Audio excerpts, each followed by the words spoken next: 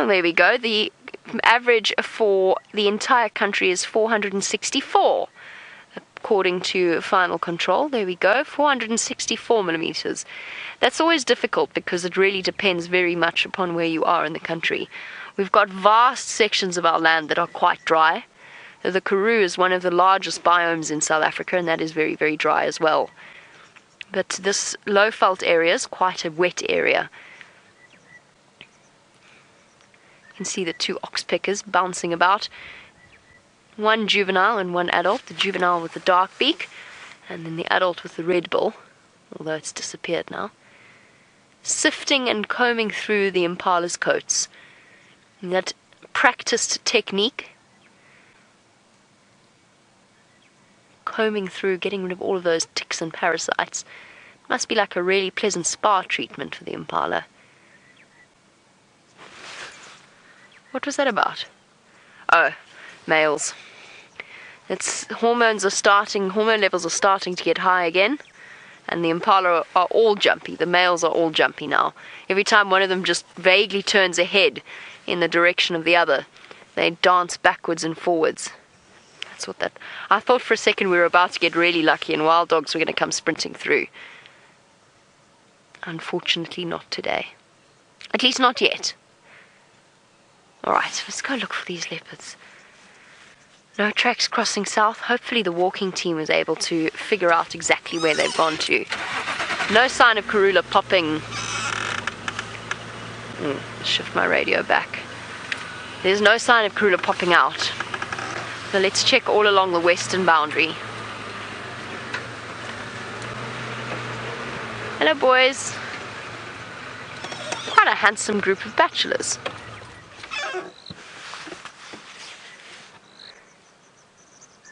I love how all of the oxpeckers are clustered on one Impala. Okay, one's got one. The rest of the entire family of oxpeckers are all gathered on that one particular male. Look at the way they use their stiffened tail feathers to help to balance them. Well, as I drew attention to it, it flew away. There is a certain inevitability to that.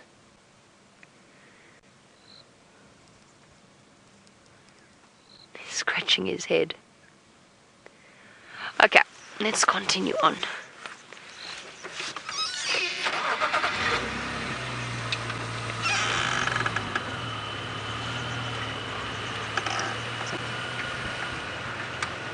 You'll see that all of our animals are a little bit jumpy with us and everything else this morning. And Sarah, yes, the high winds do interfere with their sense of smell a lot, and it has the added disadvantage of rustling.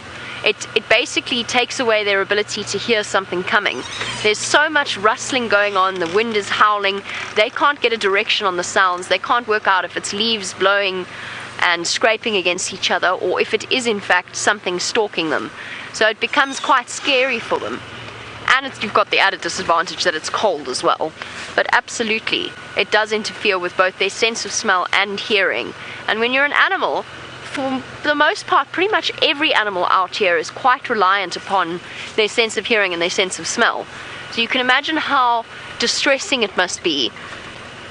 It's basically the equivalent of throwing somebody out into the bush blindfolded and having to stumble about. They can see, but not as strongly as they can hear or smell usually. So that's why they get so nervous. That's why we say it's such good hunting weather, because it's so easy for the predators to actually sneak up on the prey and catch them unawares. And that's why generally you'll find on days like today, or especially after nights like last night, you'll get the herds of animals like herds of impala or zebra clustered together on quarantine or any open area where they can see further and it's harder for a predator to sneak up on them. And for the little antelope species, the solitary antelope species, they go into hiding completely. They go and they lie down in the thickest vegetation they can find and they hide there. Oh wow! Brent is much braver than I am. I was picturing the winds howling across Cheetah Plains and decided that was definitely a no-go, but Brent is braver. He's found his way all the way across there. Let's go and see how things are on that side.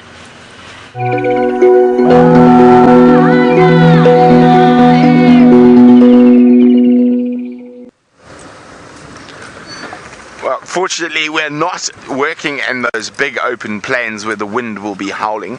We're right on the western edge. Female leopard ran into Cheetah Plains, according to Sinead. There's also a male around. Now, I think it could be Tingana, just from where his tracks crossed into Torchwood. He often does that loop around through here. This is a really a shot in the dark. We're looking at the corner of Cheetah Plains, and apparently they do have a kill back on Annette's side, so maybe she might have gone back. So she ran away from a tracker on foot who was tracking her. So anywhere around here.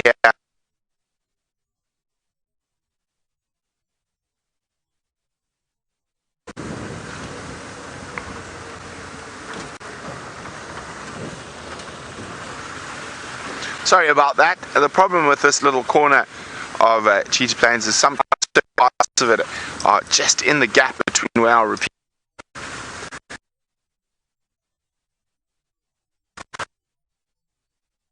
Let's hope she's just or whoever it may be. Most likely to be Kuchava in this area. So fingers crossed. I've never seen her before.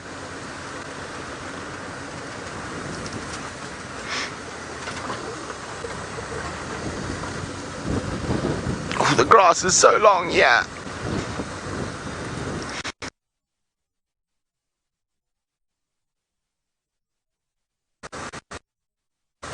So there's this little river system here, and just beyond our border there's a place called Tambuti Crossing, and that's where the kill is. So she ran into Cheetah Plains. Now it's one of those very funny sort of really nondescript borders, so I'm going to just pull out my map to see how far I can push how far the boundary actually is. Oh, she's not lying on the wall. Okay.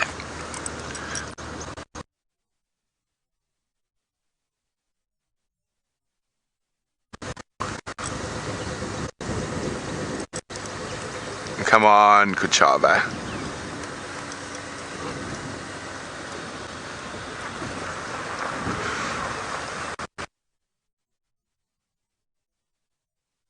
Fly.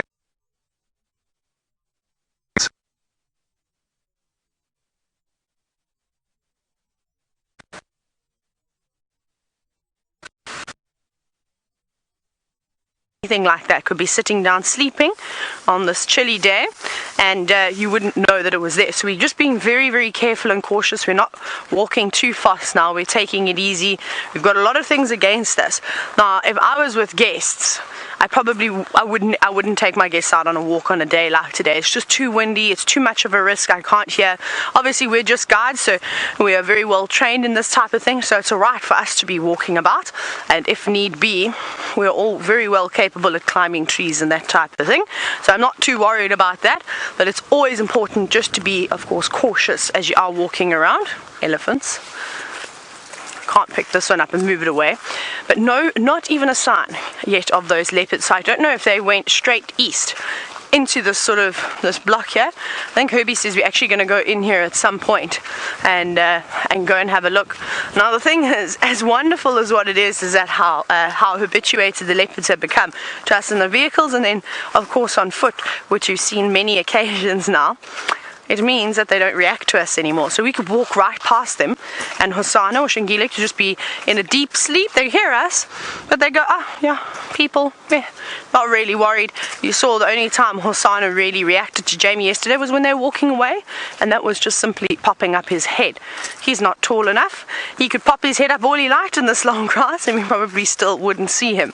Now, that's the only thing now. I was trying to let them give away their presence is almost impossible. We'll get better. When it's winter and the grass is nice and short, it'll be wonderful then. But nothing so far. And this is good sand. You'll be able to see footprints very, very easily. You can see I leave a nice track after I've walked. My shoes don't have much tread on them, but you can easily see, and you would definitely see a leopard footprint. absolutely no doubt about that. And not many people drive on these fire breaks either. I think yesterday I was the only one that drove on a fire break, on this particular fire break. I can see two sets of tracks. So one from me coming from the dam, from Twin Dams along here when I spotted them, and then I was reversing up and down a little bit. So it hasn't been disturbed, which is what making me think they were either just cruising just parallel to this fire break, or they've gone back towards Treehouse Dam. So that's what we're doing now. It's a process of elimination. We're trying to be as safe as we can out in the conditions that we have today. But we are going to head towards Treehouse Dam. We'll probably cut through the block. Jamie said she hadn't checked Weaver's Nest just yet. So before we start going towards Treehouse, we'll just make sure we check this Treehouse Dam, this Weaver's Nest section. Also, the road is quite nice. It's nice and soft, a bit sandy. So essentially, we should be able to pick up on some tracks again. Right? Let's keep our fingers crossed that we find the leopards. They really are putting on a show for us today and showing us how well camouflaged they are, and also how elusive a leopard can actually be.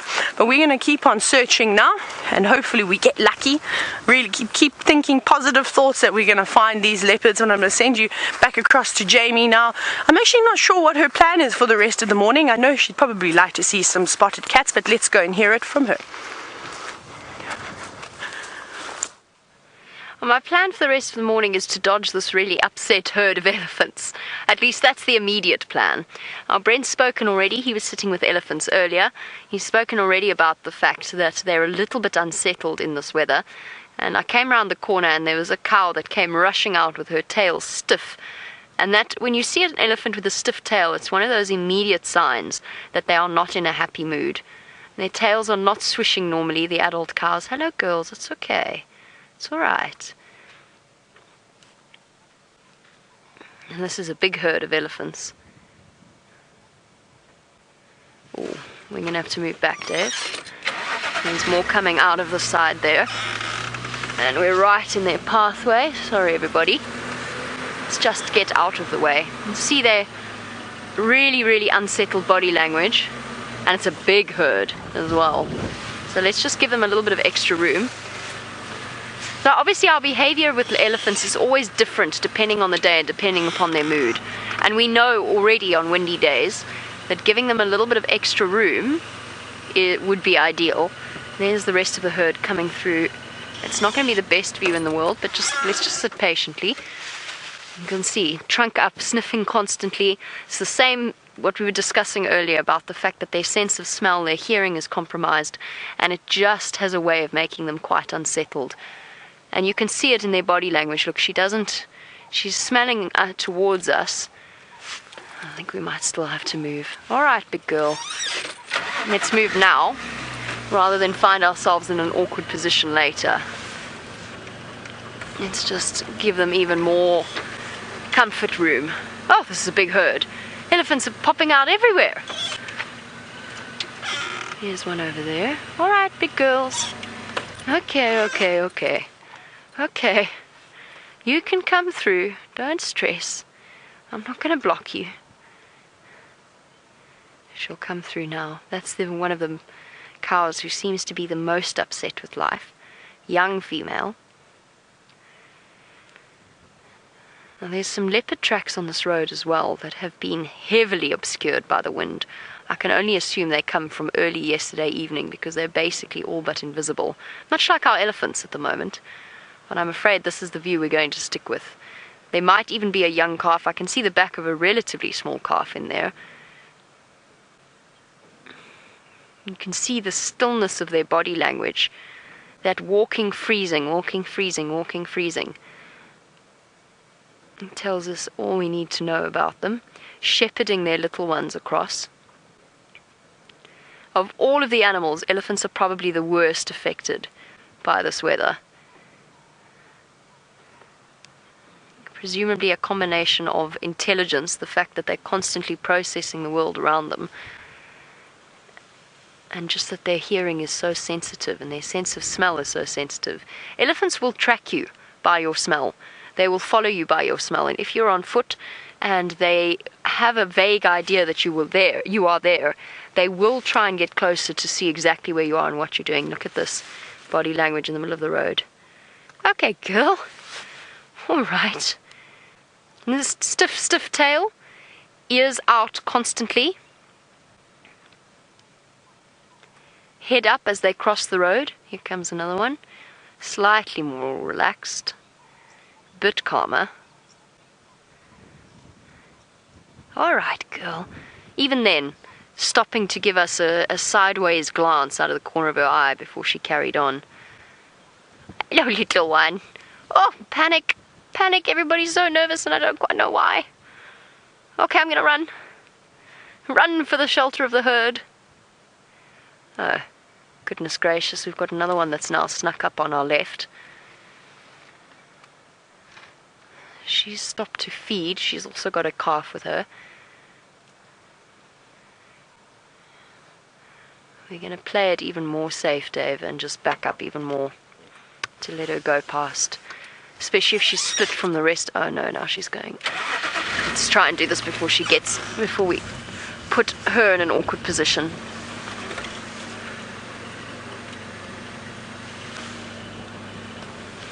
Now, Jenny, you want to know where you find the largest herds of elephants. I presume you mean in Africa. Because generally our elephant herds, we might get 70 to 80 at a push. There is a big bulk of an elephant in there, but that's about as good a view as I can get for you now, Dave. She's at the back there.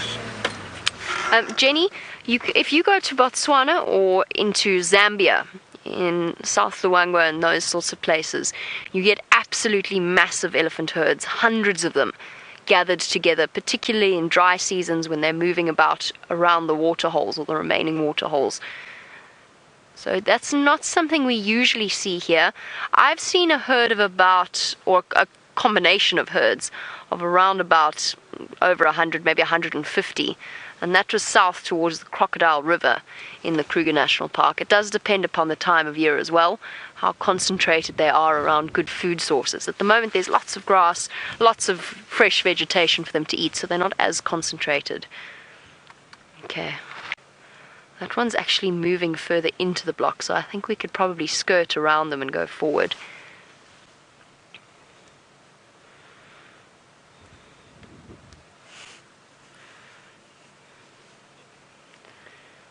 Now, elephants, you want to know, well, why would then elephants form such big herds?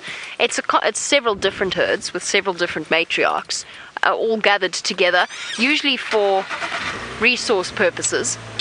If there's lots of water concentrated in one place and not really anywhere else, that would be a good reason. If the Mopani, there's huge sections of Mopani there. If the Mopani is not particularly good to eat at that time of year, whoopsie daisy. She's, okay, trying to dodge elephants here everywhere. Let's just stop. We've got to just stop here. Otherwise we're going to unsettle them. They now have managed to sneak behind me, which was what I was trying to avoid, but it's just happened anyway. So if they come up to us, Dave, just sit nice and keep your movements nice and still. Hi, big girls. We are here. Please don't come and get a fright. You know we're here. You've heard the vehicle moving. We've just got to sit tight. Hi, girl. She's eating. We're not in any kind of trouble, just by the way. So it's not a reason to be stressed for any particular. It's just that we're trying to give them as much space as possible. But because one of them, and I think it's actually a bull, one of them snuck around behind me, I now can't really get back and I can't go forward, so we've just got to sit.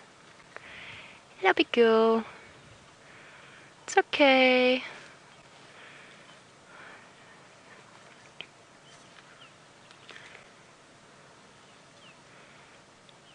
Dominic, good question. Will elephants eat less when they're nervous? All right, hello, big girl. I see your baby. I see your beautiful baby. Don't you want to go a little bit towards the rest of the herd? Dominic, I think probably you'll find that yes, there might be a slight decrease in feeding, but to maintain their massive bulk, elephants basically have to feed as often as possible for most of the day. So I don't think there's going to be a hugely noticeable difference. What we don't want is a gust of wind now. But unfortunately, we've got no control over that. Fortunately, we don't have a flapping roof on. Oh, yum. Trunks full of grass. No having to worry about those tough branches at the moment. And these fields of panicum grass with plenty of nutritional value, and that's what these elephants are enjoying. And even we as humans like to eat those sorts of grasses.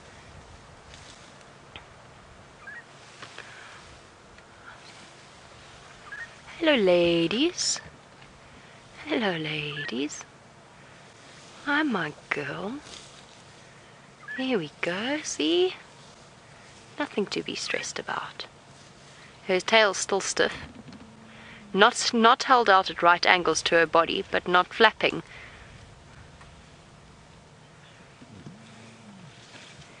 Here's her little one. Now, Skip, you want to know whether or not elephants have eyelashes. Skip, I think that elephants have the most beautiful eyelashes of any animal. Hello. Oh, what a beautiful view of your mouth. Thank you for that. That's lovely. And your eyelashes. Skip, it's always lovely to hear your name. Now, they've got big, long eyelashes to protect their eyes. Hello, Mom. I'm not going to move, don't you worry. You can shepherd your baby across. Come on, naughty. Don't come and start with me. Your mom will get cross with me, and it will not be my fault. Come on, off you go. Off you go. Catch up with Mum. Now, they have beautiful eyelashes to protect their eyes against sharp sticks and thorns, anything when they're feeding around on the branches. And they're very, very long. Probably round about, for an adult elephant, probably about over 1.5 inches. Hello. Hello, little monkey. Yes, little boy. No, you don't want to come cause trouble. There's your mum. Go to her. Yes, now you feel safe.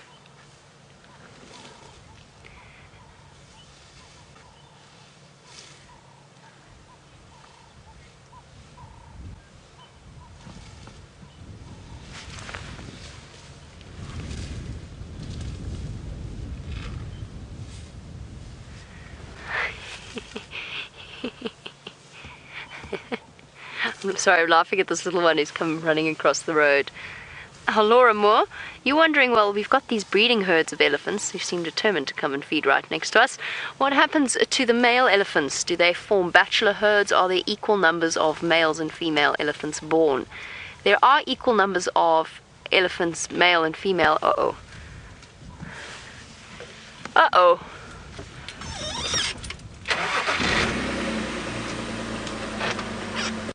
Oh, it's just... I just want to go backwards, mister. There are equal numbers. Can I answer that question in a moment? I just need to concentrate on this gentleman who's come out of nowhere with trouble on his face. Can I come past you, mister? I would actually prefer to be on the other side of you. Luckily, we've got a nice big bush in front of us. Sorry, Laura, hold on 1 second. I've got a feel of nonsense about this particular male. And that's why the females have been pushing away. He's probably added to their feeling of discontent. And I can smell, I don't think it's him, I can smell a must ball somewhere. And this will lead us into the answer to Laura's question in a moment. Right, Laura, the males form, yes, they do form bachelor herds. Once they are kicked out of the herd, once they reach sexual maturity, they'll start to move around, and particularly the young males feel more comfortable when they form bachelor groups. Young male elephants tend to be quite nervous in their initial years of being away from the herd. It's quite scary for them. As you can imagine, for a creature that's become accustomed to having the company of other elephants around him, now all of a sudden he's on his own, they will form bachelor herds, sometimes gathering around a larger, older bull who knows how things work and can keep them in line. And then they will also start to spend time accompanying other breeding herds of elephants. So especially if there's a female in estrus, or maybe just even for a little bit of company. Oh, he's showing that bush who's boss. Bush who's boss.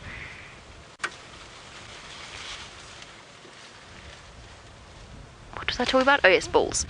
And then you'll get the really massive older gentlemen. They'll usually be on their own. When they're over 30 years old, a lot of the time they're just moving about, having a solitary existence. When they come into must, which is that heightened level of testosterone, then they might be more inclined to seek out the company of the breeding herds, and of course, with that, a potential mate, a female in estrus. Hello, my big boy. You've got beautiful big tusks. Thick tusks, not long, just thick. You can see he uses the left tusk to break grass. There's a perfect notch at the tip. Or you might have seen, now he's turned away completely.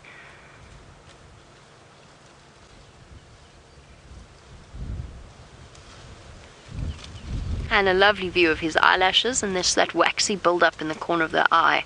You often find it more pronounced on windy days, just because there's a lot of stuff blowing into their eyes. Hello, my boy. Ah, they're a lady that you're interested in.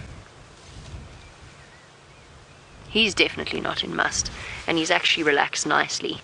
Might just have been because he came round out of the trees and he saw us and we took him by surprise. Now look at that amazing notch on the left. Years and years and years of breaking off bits of grass and branch using that tusk. Now the right one is thicker but slightly shorter, and it's actually broken. It's actually been broken off quite a while ago. It's been rubbed smooth now. Now, would we say that this elephant is left-tusked or right-tusked? That's an interesting question, because they tend to favor one tusk over the other. The right one's shorter. It's been used more frequently for digging, but he uses the left one to break off bits of twigs and grass.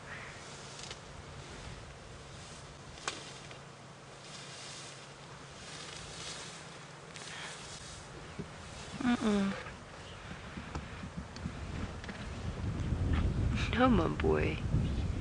No, my boy. We're just sitting here minding our own business.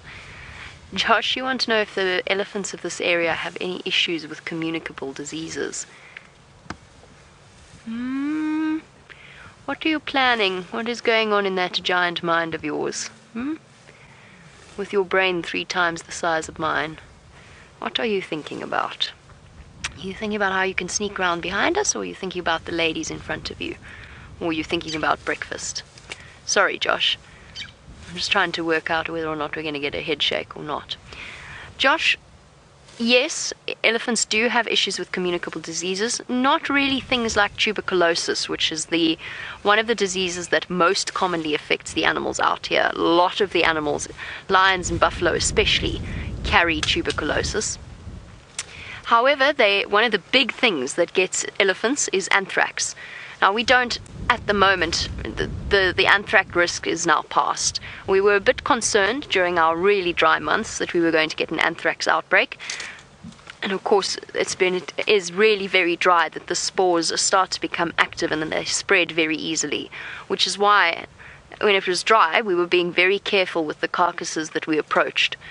If it was an unexplained death, just to be slightly wary of that risk. So elephants, in particular, are vulnerable to anthrax. And generally, you'll probably find that it's the pulmonary anthrax. Skinny, something like that, affects the lungs.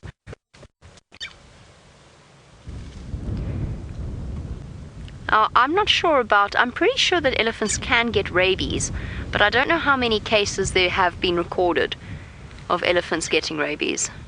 Be interesting to know. The idea of a rabid elephant is, well, relatively terrifying. Rabid anything would be terrifying. Rabid elephant would be particularly terrifying. But I've never ever seen any footage or seen any pictures of an elephant with rabies.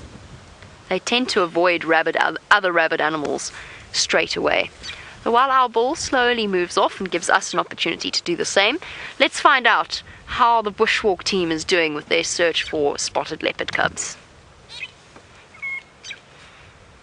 Sadly, we are not having any luck this morning with the spotted cats. We haven't seen one footprint of them yet, which means that they're most likely in this block. It is very thick. The grass is not as tall as, pretty much as tall as I am, and it's very, very silly to go walking in an area like that, so we're going to avoid it. Now, something caught my eye here. Now I have to find what it was. Yes, we're back on the ticks. Here we go. If you have a look just on the tip over there, you can see the red-brown ticks.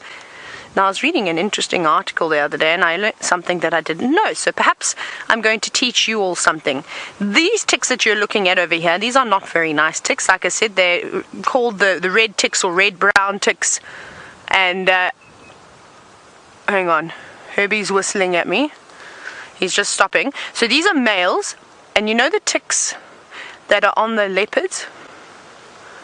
Right, we're going to have to go. Herbie's just signaled us. He says we need to move away. Brian, come this way. I don't know what Herbie has seen. There's a big elephant bull. Right. We're just going to move away very quickly. He's walking down the road. The last thing we want to do, because it's windy, you've seen how nervous they are. He's walking straight towards us. I just got a glimpse of him. Well, Herbie's saying we can come through there. He was just marching down the road. Let's go and see what's happened. Is he still coming? He's still coming towards us. And we haven't got the wind in our favor at the moment. He can smell us. Let's just see.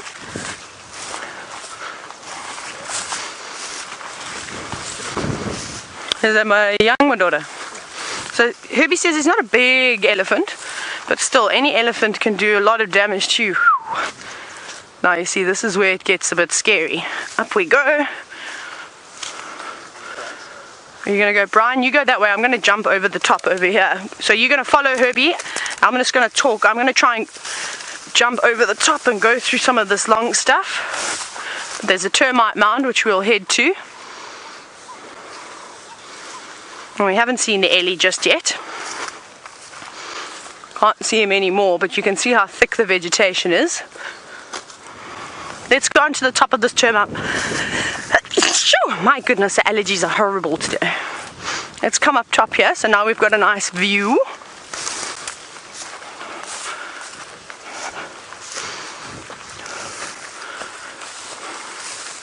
And look, you cannot see anything. Look at this dense wall of vegetation, of guarri trees, of bush willows.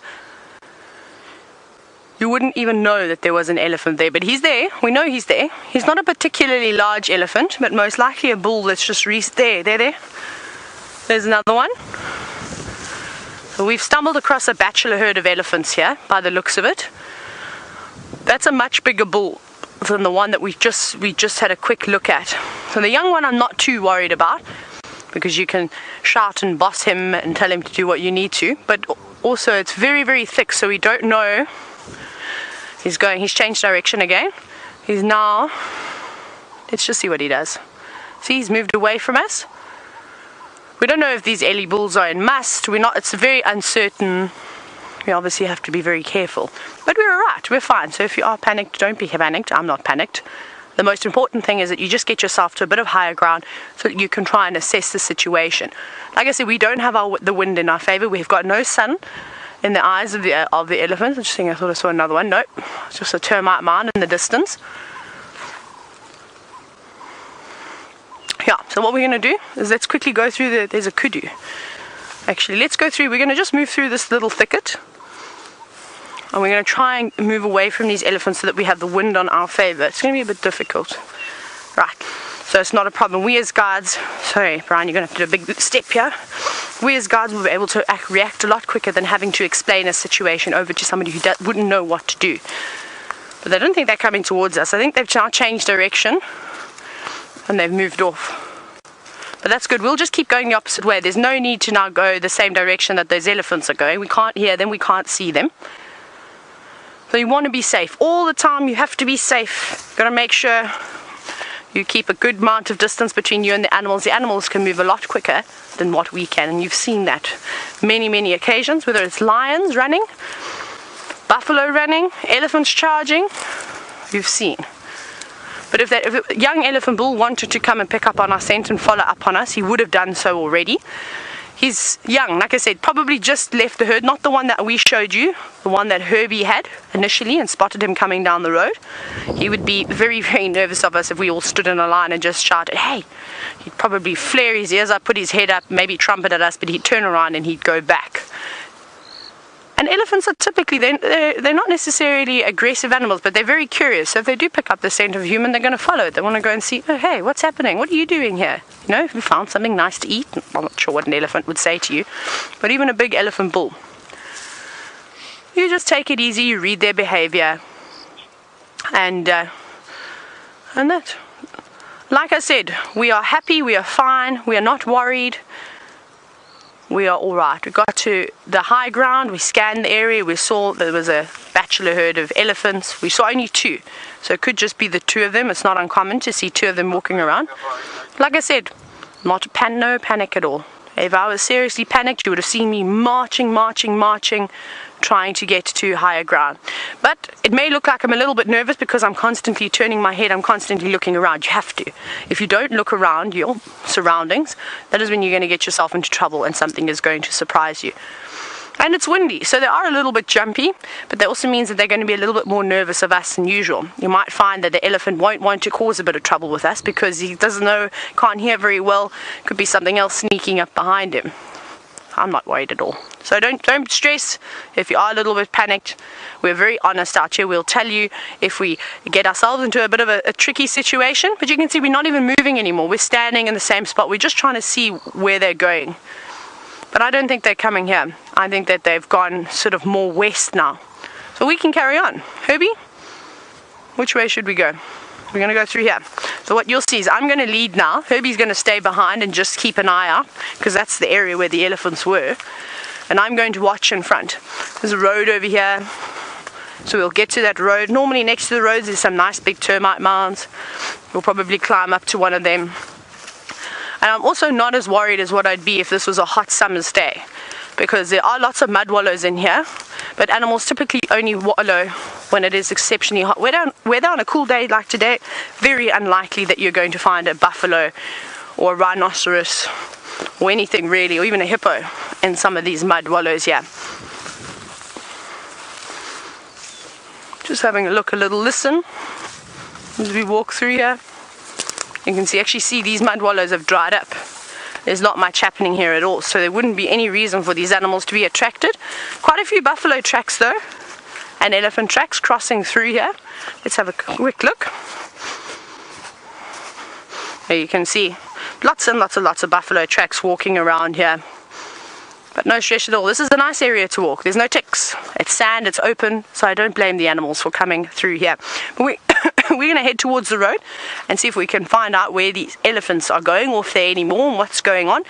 I think our tracking expedition for the leopards this morning, nope,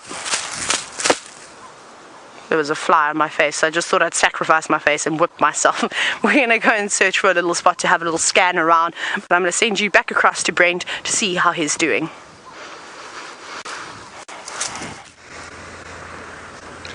Unfortunately, we had no luck with those leopards. I could not find any sign of them crossing. They could still be right on that boundary in that thick drainage line. So we started moving back to the west. We're now on Chitwa. Now we kept trying to get, I kept trying to get to the dam, and every time I'm on my way to the dam, something distracts me. The first time, last week it was Tundi and Tumba, and then last night it was wild dogs. So maybe we will actually get towards the dam today and have a look at how full it is. I was hoping for a bit nicer weather. I thought I might go catfish fishing again in that overflow, but we're gonna have to. I think I'm definitely not going to brave the water on this cold day. Now I am hoping for a few birds, and there we go, another one for the list. Yay! Have you got him there? Where'd he go? There he is. It is a thrush, a very pretty one. It is called a ground scraper thrush. A ground scraper thrush. Is it? No, it's not. It's a dusky lark. Oh yay, dusky lark! That's a new one. I think that'll be a new one for a lot of people. I just saw that. Wait, let me try to get a bit closer. Is it a dusky lark or is it a ground scraper thrush? Please don't fly. Let's try and get a bit of a better view. No, you evil bird. Oh no, it's a thrush. There's two of them.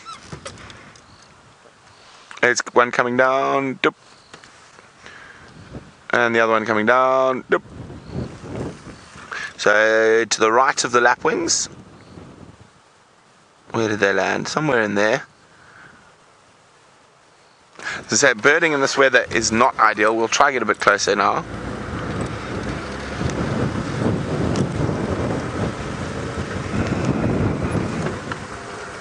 I just want to double check because it was, the face looked quite interesting to me. Okay, there's one flown, one still just where that one flew from. Oh, there it goes. But no, I think they are larks. There they go. Let's see where they're going to land again. Now, of course, it's always quite difficult because, oh, he's landed right next to us.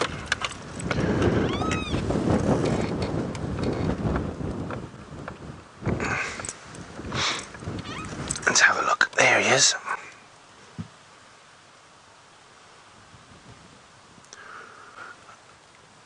It's not, it is a dusky lark. It is not a ground scraper thrush. That is awesome. Awesome, awesome, awesome. Dusky lark. That should be a really nice new bird species for a lot of you.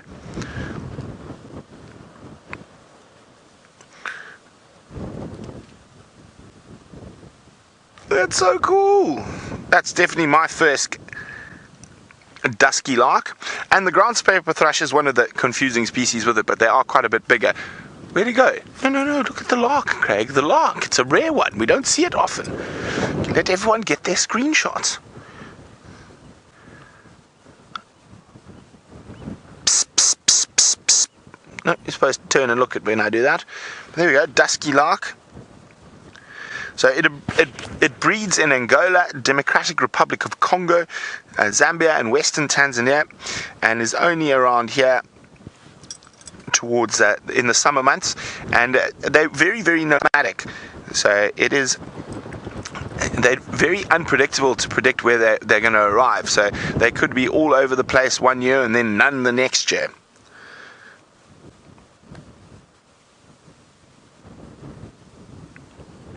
That is very exciting. There we go, dusky lark. Let me know if that's a new one for you and how many birds you're on. And we are, how many are we on our list is now? 57. Well done, William. Number 81 for your bird list. Hopefully, if I get to 100, so will you over the next few days. Dusky lark, dusky lark, dusky lark. Well, now he's being so chilled. Oh, I might just snap a quick picture. Don't fly as I pick up my camera, like most things like to do.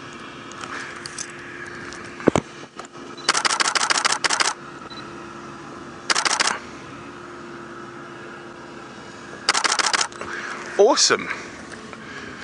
That is so cool.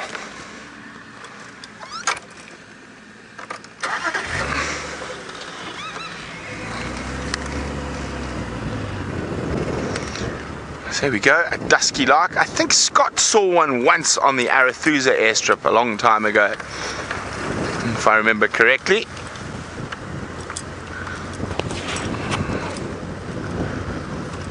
Okay. Well, so far, I mean, we've got some really good birds on this bird list, and we haven't got a lot of the common ones yet. Now, let's test Craig. In the sky, Craig, flying fast. Oh, he's gone. No way. We'll try again later. Hopefully we'll find one perched. But it looked like a European swallow. They really like this windy weather. They fly around riding the winds. Woo! Ooh, see, now we're in a more open area. This wind is much stronger.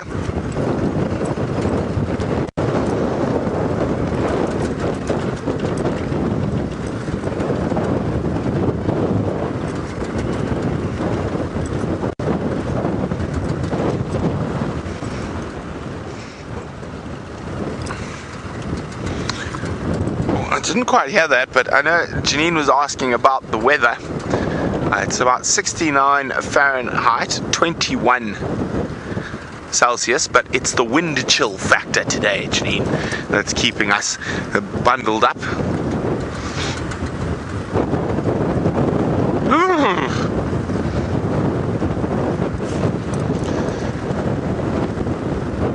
Now, always have a quick look for Tundi in this area. It is one of her favorite hangouts.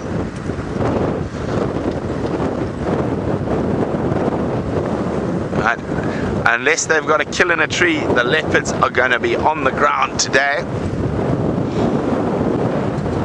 Whoa. I think there might even be some waves on the Chitwa Dam today. Craig, if you could bring your surfboard with you, or you're going to surf flat. Just surf flat, yeah, more sensible.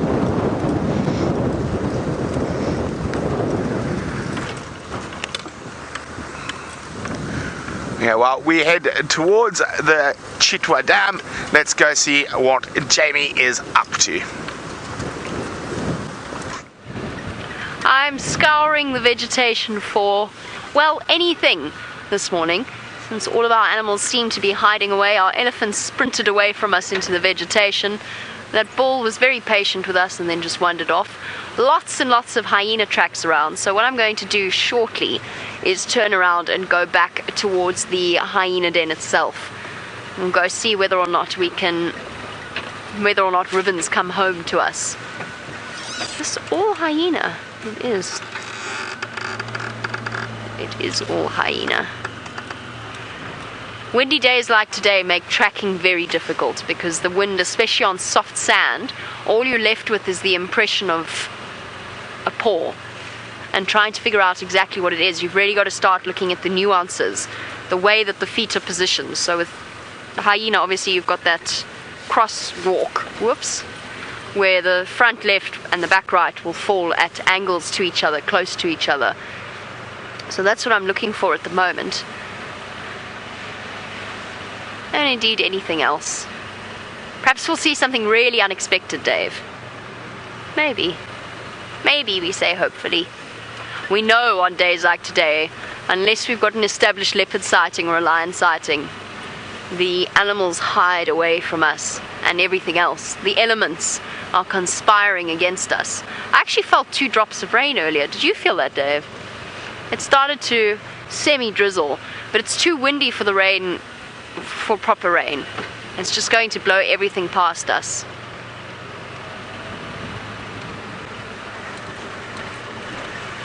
And we're just coming up to camp now. This is where the hyenas have been spending lots of their time. Even the birds are hiding. I'm excited to hear about the dusky lark though. Last one I saw was on our way up towards the rooftop, the highest dark bird in this area. And we had a lovely sighting. Oh, they're all back. Marula season is done. There's been lots of rain, so there's plenty of grass. And that means our Ellies are back in town. Once again. Nice to view them at a comfortable distance.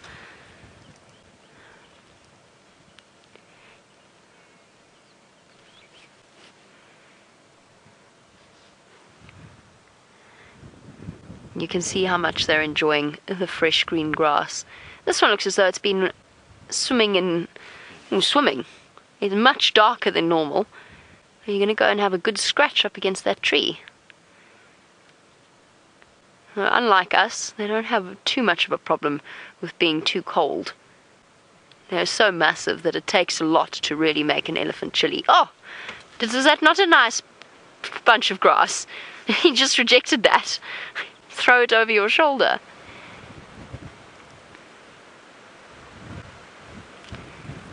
reaching up to touch his eye. Whoa! Surprised the elephants don't blow over in this.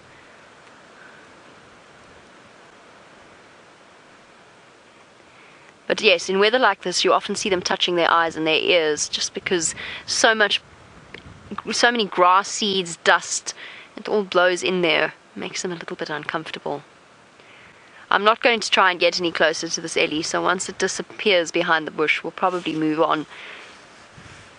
Dark and gloomy this morning. Feels as though winter's arrived.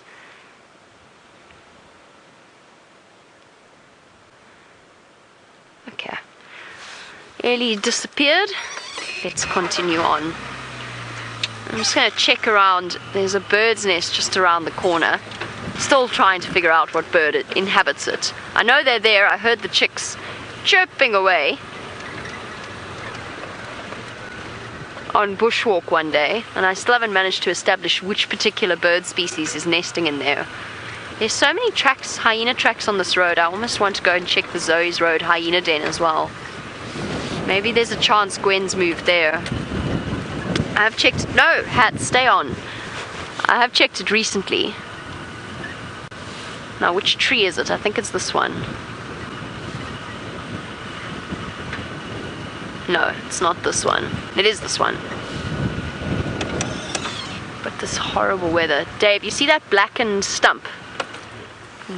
In there, there is a bird's nest. And you can see there's a bit more excrement outside of that entrance hole than there was the last time we stopped to check here. But of course, again, in this wind, not an adult bird in sight.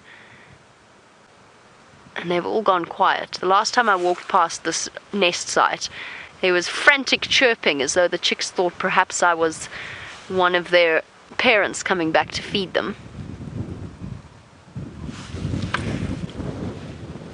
No luck. Right, let's go find out how Bushwalk is doing, and I'll shoot across towards the hyena den.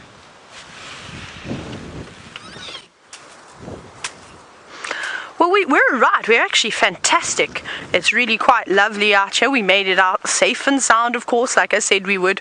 Those elephants were obviously moving very quickly. And it was only the one elephant that really knew we were there, which is the one that spotted Herbie on the road while we were going to tell you about the ticks. But I promise you, out here in the bush, you have to be very careful, but there's no point getting yourself worked up when you're in a sighting like that. And we were 100% safe. We had a termite mound, we had a massive drainage system to cross, we had all these natural barriers that may have been a little bit difficult for you to see. But in a situation like that, Herbie was ahead of me. He gave me some signals. I had no idea what he was looking at, so you have to respond very quickly. Remember, Herbie's out here to protect us, and we all our lives are we were all safe. And it was fine, and it was okay, and it was wonderful. It was really cool sighting, but it's always a little bit daunting when there is a bit of wind and you can't hear the things moving around, because how dense the vegetation is at the moment. You would have easily heard those elephants should there have not been any wind, and you could have guessed as to how many there were. And that's why we moved out straight away. If it wasn't a windy day, we probably would have gone and investigated a little bit further, which was always quite nice. We often do that with elephants, but not on a day like today. But we have come across this wattle, this African wattle, which is Brent's choice of fly swatter. He likes it soft, but I think the guari leaves do a better job at actually putting the flies out of their misery. But something that we have found around here is hippo dung, and you can see it all around here. Oh wow. Just having a look, it's just grass in there. So this is from a male hippo. He's come about on his walkabout at night to go and look for some grass, probably popped into a little mud wallow or something like that, and they'll come here and they'll defecate and they'll swing their tails around and actually scatter the dung all over here. And that by doing that, you're opening up the dung. The scent travels a lot further, but it's relatively old. It doesn't look like a hippo has been here for quite a few weeks, so whoever it is now walking a different pathway, which is nice to know. But remember, at one point we had a hippo that we would see out grazing just in this corner here at Spaghetti Junction. Here we go. Look here, here's the hippo tracks now. Speaking about hippo tracks, so there was one walking here Probably, this doesn't look like it was from last night, maybe the day before, maybe yesterday evening. Not a particularly big hippo either, because this is even in the mud. So maybe it was a female that came through here, and then of course they don't mark up against the trees. Now, Skip, you're wondering what the most dangerous experience I've had on a bushwalk is. Oh, you've had a couple of encounters. I'm just trying to think. I've had a few interesting encounters with hippos, which are never really fun. But I'll tell you the most scary one I've ever had, and I've told this story before. I actually wasn't even on a bushwalk. I was helping James while he was in the tent, and I was collecting insects, and I had a velvet ant I'd picked up for him. He was going to put it under the microscope. And you'll see as I'm walking, I might not look directly to you in camera. I have to. You have to keep looking around you when you're on a bushwalk. So it's not because I'm nervous or anything. It's just that it is so thick, anything and animals move around, as you see. Also, a big mistake that often guides make is they forget to check behind them. Doesn't mean that something could do a circle and still come from the back of you. So you will see me. It might look like I'm a bit distracted, but I have to. That's what you've got to do. It's bred into me. It's what I've been doing when I first started guiding, and that habit will never leave you.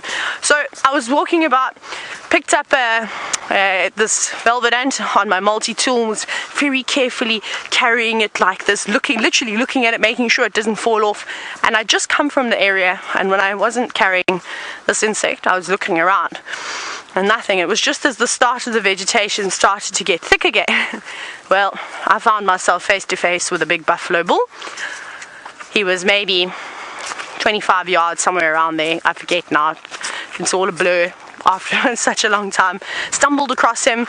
He looked at me, I looked at him. He snorted, he shook his head, and I sort of went, hey! And then that didn't do anything, and then he started running towards me. And because I was so close, I had no trees, no natural barriers, nothing, absolutely nothing. Standing there with my velvet ant, threw my multi-tool and the velvet ant into the air, and I just went sprinting towards the tent, which was an equal distance away as the buffalo was to me. I thought, don't know if I can outrun this animal, but I really have no other choice. The flies again are getting me, so that's what I did. Ran. It only took me about 4 steps to get to the tent. I didn't know I could run that fast. It was quite funny. And I dived in and, stood in next to James, watched this buffalo. He stopped and just missed me, turned, looked at us. Myself, James, and David all going, what is he going to do? Is he going to come towards us? Because then we'd have to jump out the windows, and he didn't. He carried on like a bucking bronco away from us down through the drainage system and out the other side. It was just because he didn't want it. The gap that he'd come through was quite narrow, and he was going towards me, so I was directly in his pathway. I was going the other way, and he didn't want to turn around and run backwards. I don't blame him. There was a fence there, so got a little bit stuck, but it was fine. I came out that one right. That was the first time I've ever seen my life flash before my eyes before, but I'm here and I can tell the story. That day I was white and very shaky. You should have seen. Very, very scared after that situation. Definitely got the adrenaline pumping. Now we're going to send you across to Brent, who has found himself at a massive watering hole.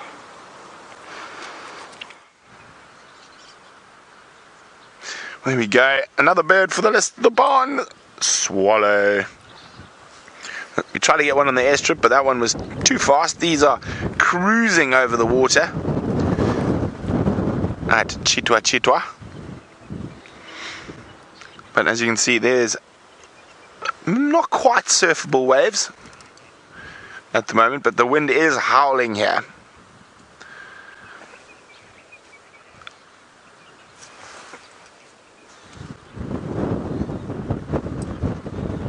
Oof. Very unpleasant. The swallows are loving it though, hawking for insects that are being pushed by the wind.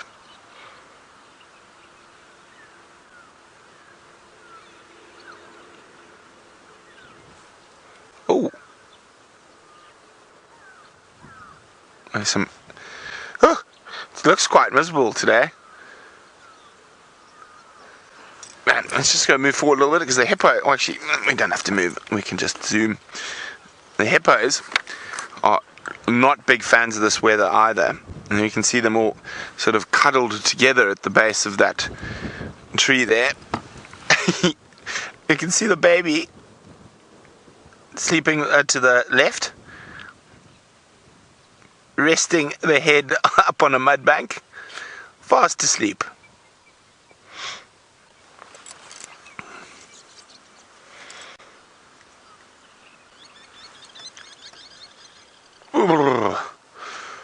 Now for them, obviously the water is going to be warmer than being out.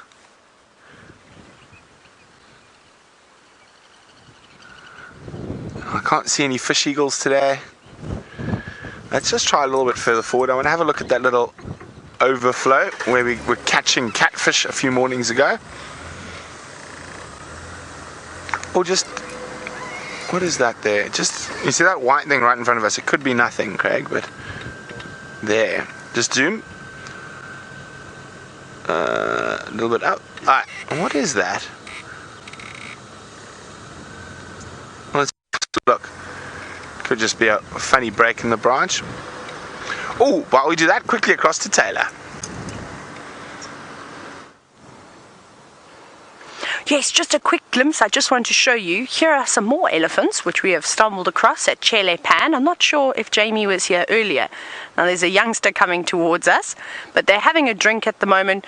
I just wanted to show you them very quickly. Whether they're part of the group that we saw earlier, I'm not so certain, because those elephants were going west. So I think it was the bulls that were probably tailing behind this breeding herd, and now they've decided that they're finished. Probably a matriarch wasn't too happy with them being around the herd, is what normally happens, and she sent them packing in the opposite direction.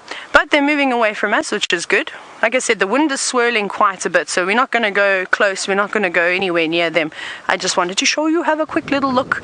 They seem to be quite relaxed as well, which is really, really nice. No trumpeting, we haven't heard any of that, no panicking, nothing along those lines.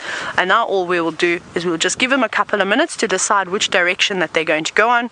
After a drink, they're going to start feeding a bit, might be munching around the watering hole where the vegetation is quite well.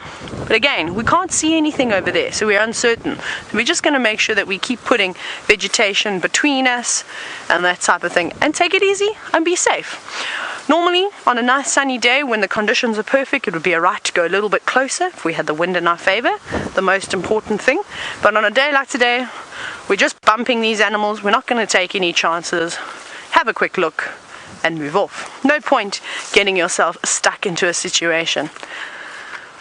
But very cool, isn't it? Nice to see them after they've been quite upset most of the morning, that they've settled down slightly. But we're going to carry on. We're going to start heading back towards quarantine now. And Jamie's going to go and check that hyena den for a second time. I hope that they've come out, Jamie. Me too, Tayla.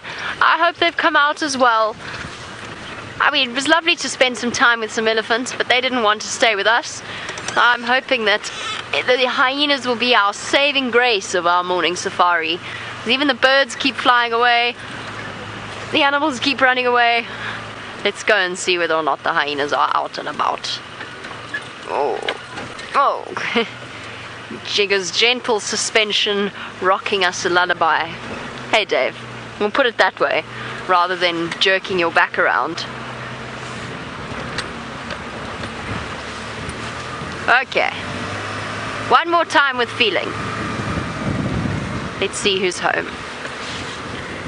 Now we've got to do the delicate dance around all of the fallen trees now.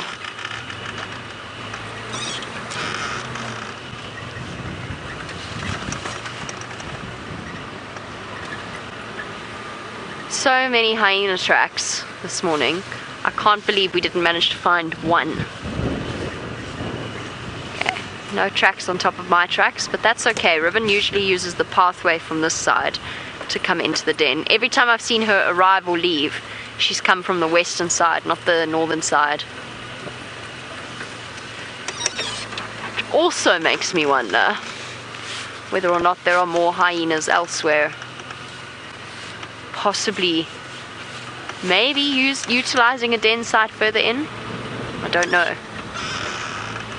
Okay, everybody, think positive hyena-themed thoughts, not shorts. Although hyena-themed shorts would be amazing. But think hyena-themed shorts. Thoughts! No, man! You know what I mean. Yes! I think I see an ear twitch. I'm relatively certain I saw an ear twitch. Are we going to be lucky? Yes, we are. Thank you, Ribbon.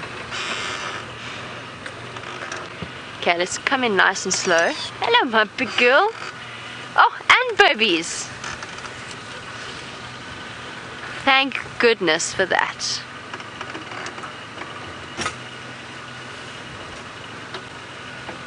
Hello. Alright, girl. I'm going to stop here. Much like our elephants and our other animals, Ribbon looking a little bit unsettled as to whether or not that's connected. Hello. To whatever happened last night. There you can see that nasty wound on her bottom, just next to her tail, on Ribbon's side. I saw that a few days ago, so it's not fresh, but it is quite deep. No, don't go inside. I know it's cold. There we go. There's the two little monsters.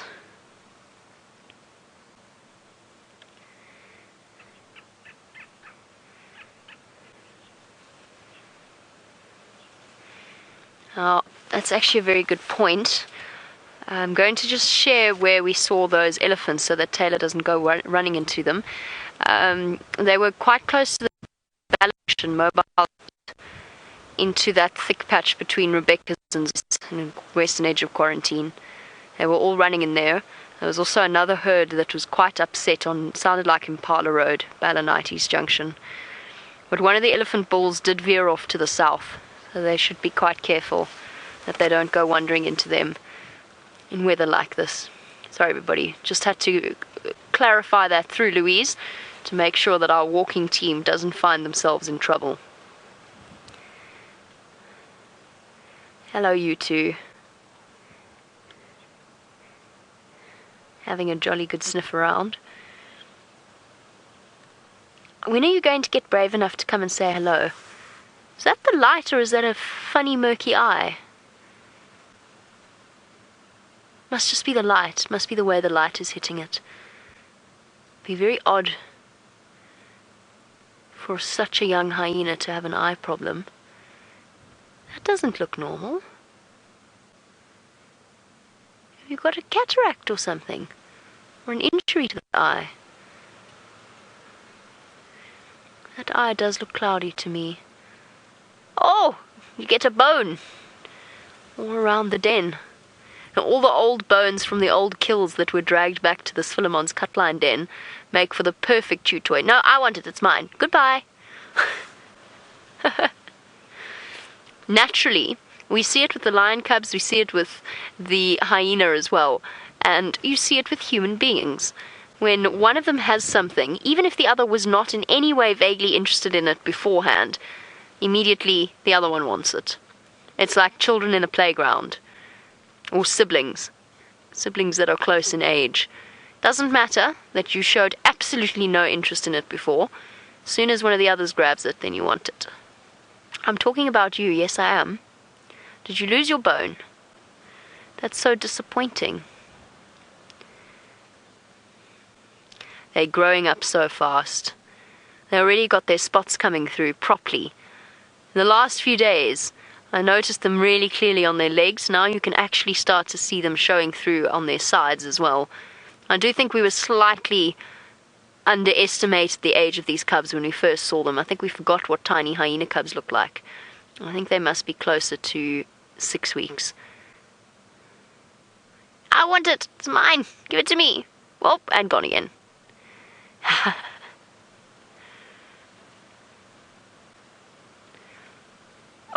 Oh, stolen! No, no, no.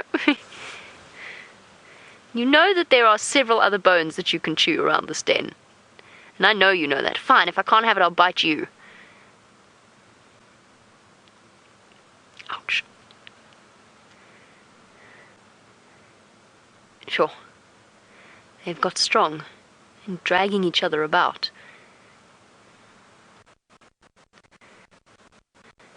Proper sibling rivalry over a bone that they both want. You might see some tug of war. And the thing about this bone shard is that it's one end is good for gripping, the other one's more difficult. Aha! It's mine. Don't touch it. A grimace of pain there from the other hyena cub. Bulldozed back into the den. Oh, but up again. Distracted completely, now just using Mom as a jungle gym. Their favorite game.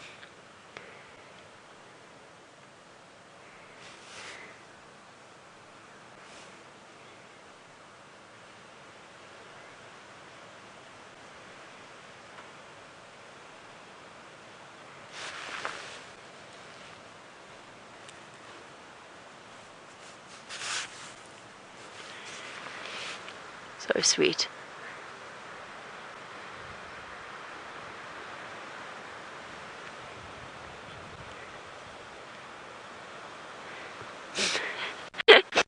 I think there was a question in there from Louise, but we'll wait for her to gather her thoughts once again before she repeats.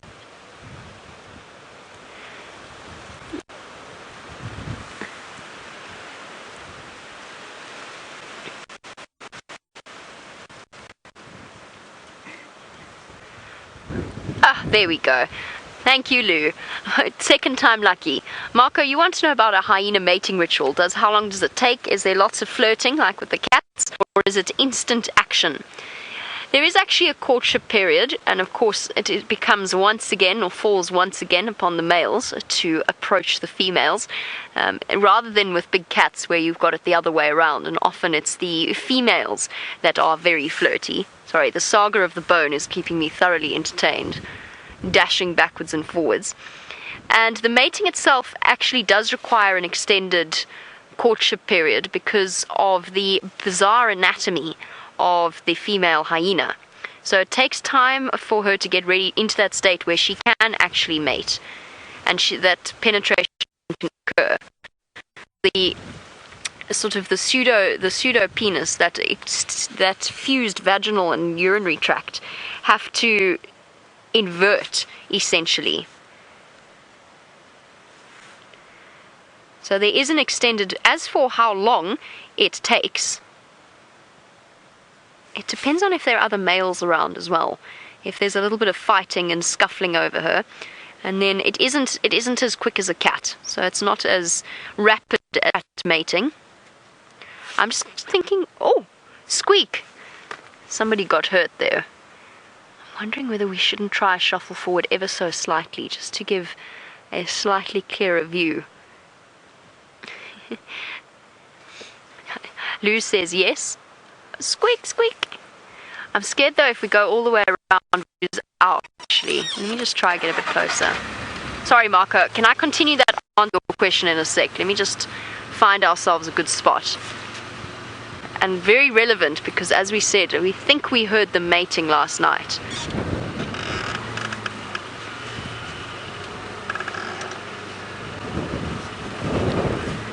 Do you feel the rain yet, Dave?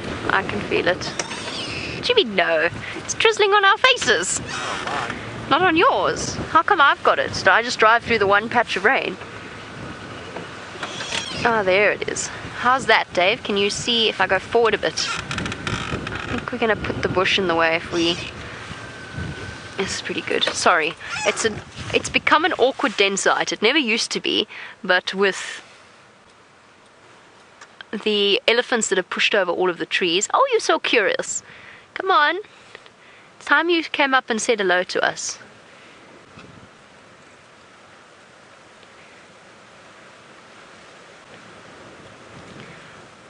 I'm trying to duck down, hide from the wind.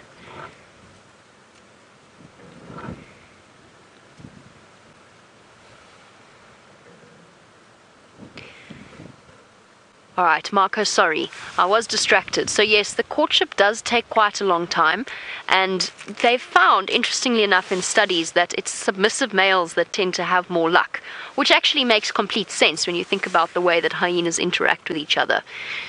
But the mating itself is probably more dog-like than cat-like. They assume the same position, and the females don't generally lie down. But as I said, it takes quite a while for her to be ready so that the male can actually get to that point that penetration can occur. It's a very tricky business.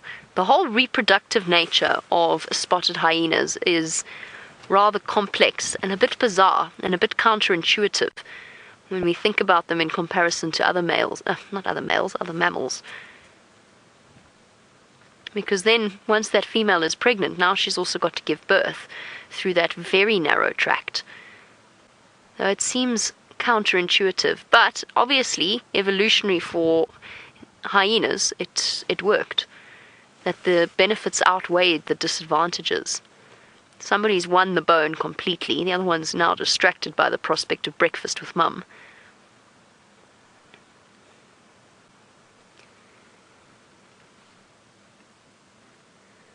This is the perfect chew toy for itchy, burny gums.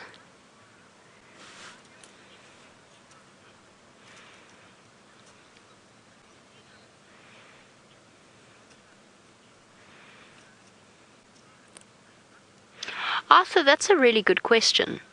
Where does the stigma come from that is so clearly attached to spotted hyenas? Because whilst we have a tendency to blame popular media and things like The Lion King, which of course did not depict hyenas in a particularly favourable light, it's not entirely fair because the history goes back a lot longer than that. And you'll find that they have been seen as a creature with a very negative stigma long before colonial people arrived in different parts of Africa. And you're wondering if I know anything about the history of it. I don't know the full history of it. Yes, I'm talking about you. I'm sorry to tell you this at your young age, but lots of people don't like you. Yes, I know, it's unfair, isn't it?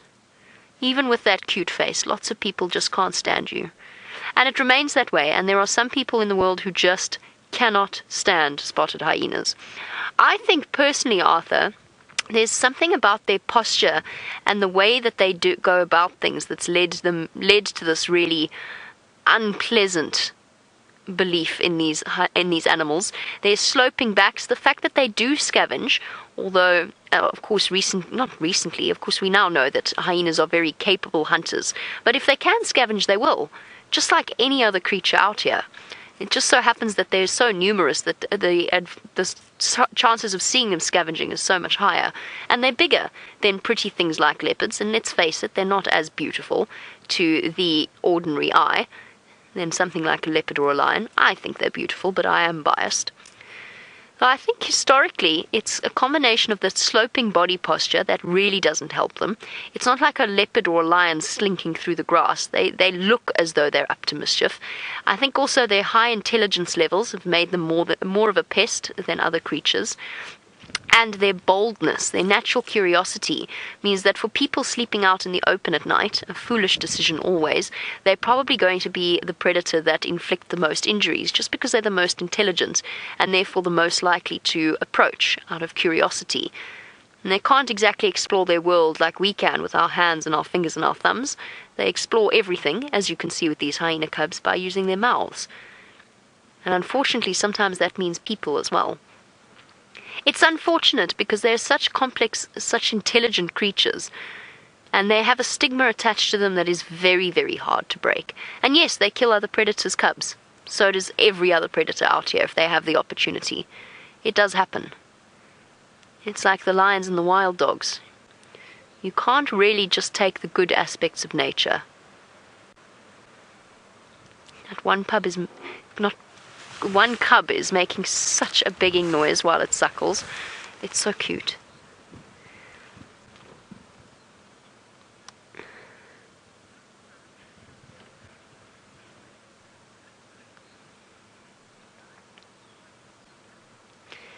Also, for Tato, you want to know whether or not the mother will show any kind of a preference for males or female cubs.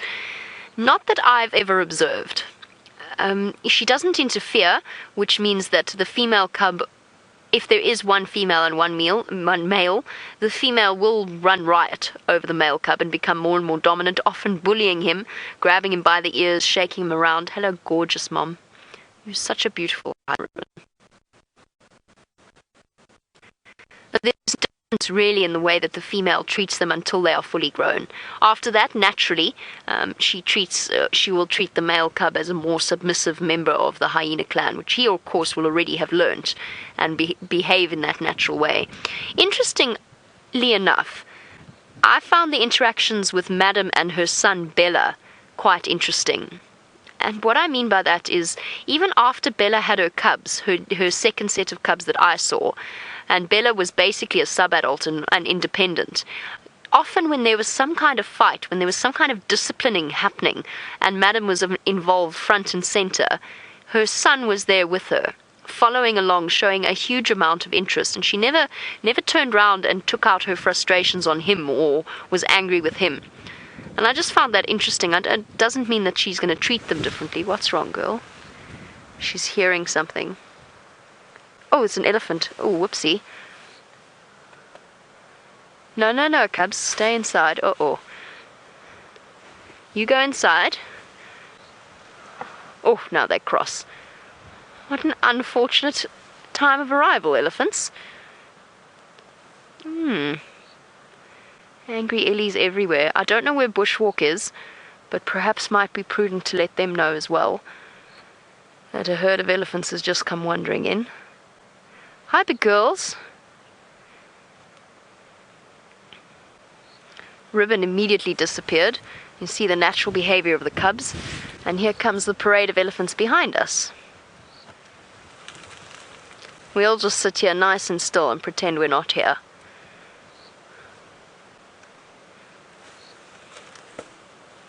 Hello. Actually, I'm not going to go with the pretense. I'm just going to let them know full stop we are here. Hi, big girls. Don't get a fright. Nobody get a fright. Everybody stay cool. It's okay. Ribbon's coming back. No, girl, there's still another bull there who's coming up behind you. Don't worry. Your cubs know what to do. They'll stay nice and quiet. Don't you worry. Shame, look at the anxiety in her body language. She can outrun them, and they're not really a threat to her cubs either. They're not going to try and dig them out or anything like that. Or if they did, I would be very, very surprised. Don't worry, girl. You're going to get chased. You're going to get chased. Another big cow moving up at the back. Dave, it seems as though no matter where we go, we're going to encounter upset elephants this morning. I love watching the body language of both species. The stiff tail of the females, and then Ribbon's anxious protection of the entrance to her den. Oops, one of them nearly snuck up behind her.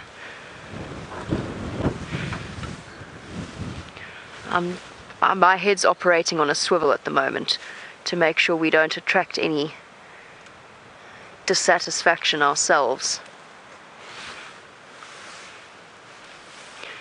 Dave, I need you to... Okay, no, it's alright. I'm just making sure we don't have one coming up the other side of us. Okay. Strange things happen at hyena dens. Ooh. Where's that tree being pushed over? Preferably not over the den. No, it's on the other side. I don't know where Ribbon went. She's just disappeared off.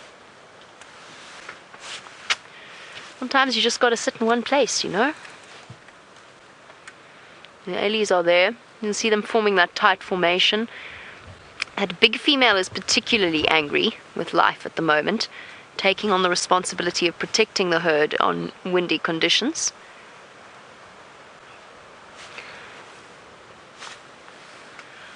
Right, well, we're going to sit patiently with our elephant-hyena interaction and elephant bulls fighting each other. Actually, no, we're not. We're going to disappear. While we do that, let's send you over to Brent for the last few minutes.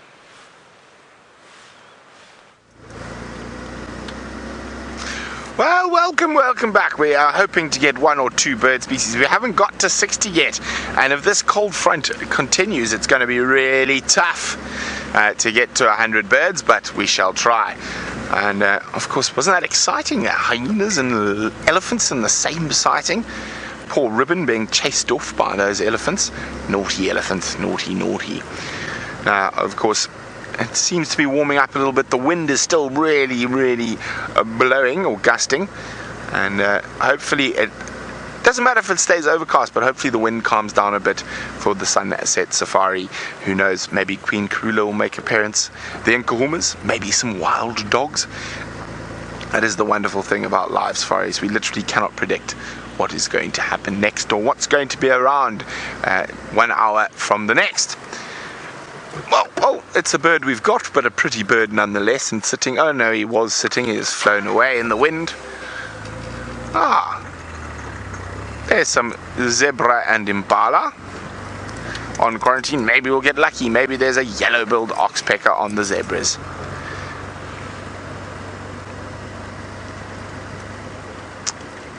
Hello, guys. Well, there are oxpeckers on the zebras, but what flavour they are? They look like red bulls there. Yellow bulls are quite a bit bigger. Look at that. Hello, zebs. You see the oxpeckers on the back there? Yes, too small for yellow bull, red bulls. We've got them on our list, but always lovely to see. And everyone's going to be a bit jumpy.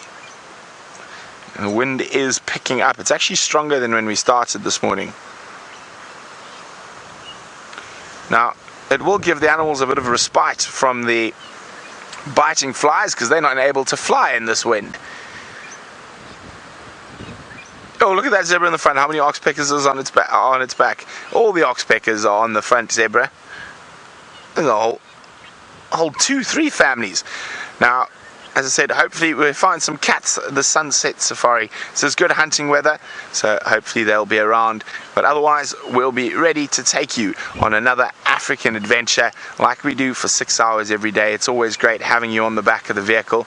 And from myself and a very skittish impala and zebra on quarantine clearings that are hoping Karula doesn't come this way. Of course, we're hoping she does. We're going to say goodbye. Batman, any last words?